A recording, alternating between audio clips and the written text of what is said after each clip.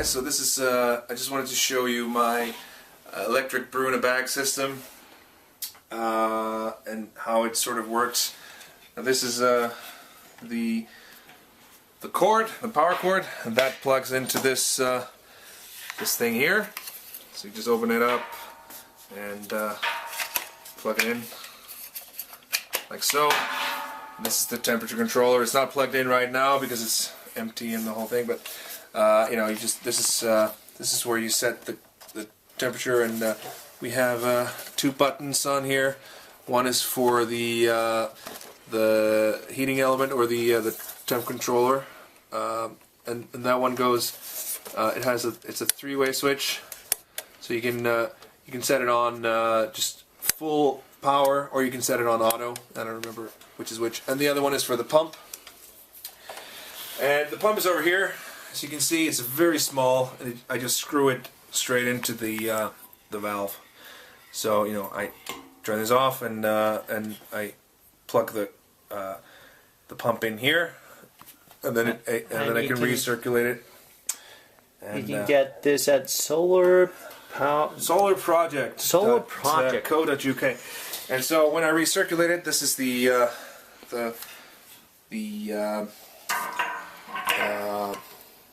tube that I use. Just plugs on there. It's not a nice disconnect. It's just a copper garden hose thing. This is all very cheap and cheerful. And I have the false bottom right here. As you can see, there's the 5,500 watt element. Nice stainless steel dip tube here. Goes almost all the way down to the bottom. So there's very little dead space there left behind. When I drain it, I don't have to tilt it or anything. So this is the false bottom. This was very expensive. I put this down there, and then you know I put the bag in. I have the bag over here. Yep. You know, when I'm brewing, the bag goes in. It's like this. This bag is slightly too big. I haven't gotten around to getting, because I used to have a slightly different kettle. I haven't gotten around to getting a new one, but this works. This works fine. And then the lid goes on here, and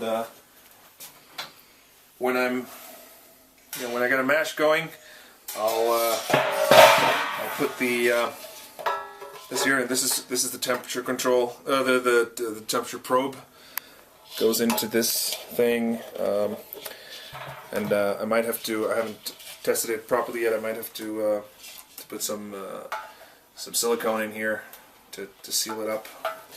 And then I just have this manifold. It's just very simple, that I attach to this, and then this sits on top of the mash. And I have different lengths of tubing that I can switch out depending on how big the mash is, so that it's sort of sitting roughly on top of the mash and not like in the mash or very high above it. So then, you know, this just goes on here, and it's recirculated, and the automation happens. There's a you might have noticed there's a hole here in my lid, where I used to the earliest version was I had a temperature probe running into that, but I wasn't very happy with the response time when the temperature probe was sitting in the middle of the mash. So I put the temperature probe in here. You know, I'll probably seal this up somehow, although, you know, it's not a big deal. I'm not going to lose a lot of temperature through this tiny little hole, so it doesn't really matter. Anyway, that's the long and short of it. It's pretty simple. I mean, the only really complicated thing is the electric stuff, which, again, a disclaimer, do not try that unless you absolutely know what you're doing. What about the tape? The tape is that's the high-tech stuff. This is just an adapter, a DC adapter, and you know it didn't fit inside the box, so we taped it to the box. That's just that's all.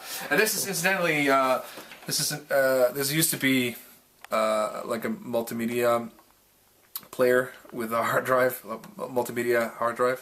So, but I just I tore everything out of it.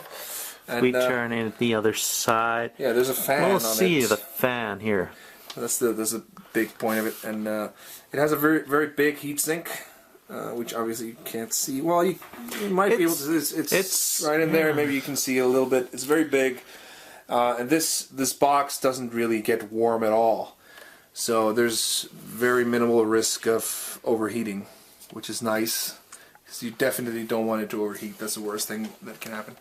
Anyway, so I just plug this in here. I have an extension cord that runs from this to the outlet in the wall, which is big. It's dark over there, but maybe I can shine the light over there so you can see. It's one of those big ones that you'd plug your stove into or whatever. So yeah, this is it. It's not much more to it. Fantastic. What's the size of the pot? It's 72-liter pot. 72 liters. That's huge. That's pretty big, yeah.